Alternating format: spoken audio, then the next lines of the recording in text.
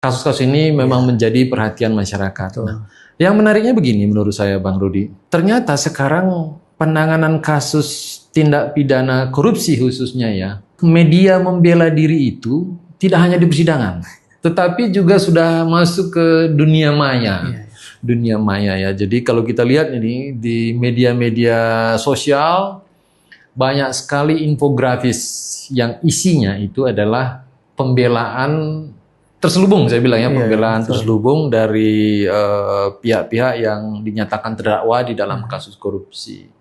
Kemudian juga penegak hukum banyak melakukan rilis terkait dengan penanganan perkara tindak pidana korupsi.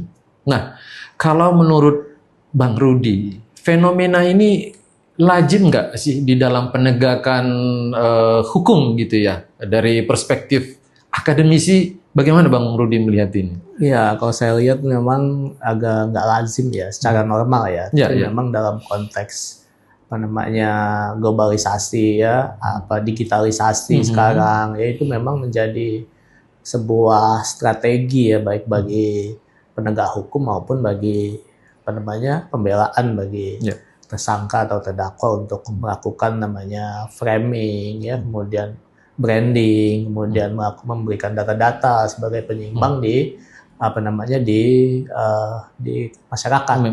Tapi memang ini sebetulnya dalam konteks penegakan hukum ini ada yang melanggar ataupun berlawanan ya, bukan melanggar ya, berlawanan dengan prinsip yang namanya presumption of innocence dan juga judicial independence. Jadi ada dua prinsip ini yang harusnya kita perhatikan dalam konteks penegakan hukum. Yang satu presumption of innocence, bahwa ya seorang belum tentu bersalah meskipun dia tersangka, terdakwa, semua akan dibuktikan di persidangan. Seperti itu ya. Yang kedua adalah judicial independence. Judicial independence ini adalah bagaimana apa namanya kemerdekaan hakim dalam memutus perkara. Kemerdekaan ini kan artinya dia tidak boleh dipengaruhi oleh apapun kan. Nah, framing media ya, rilis data-data baik dari pihak penuntut ataupun penyidik maupun dari pembelaan itu membuat apa namanya secara tidak langsung mempengaruhi yang namanya judicial independence ini.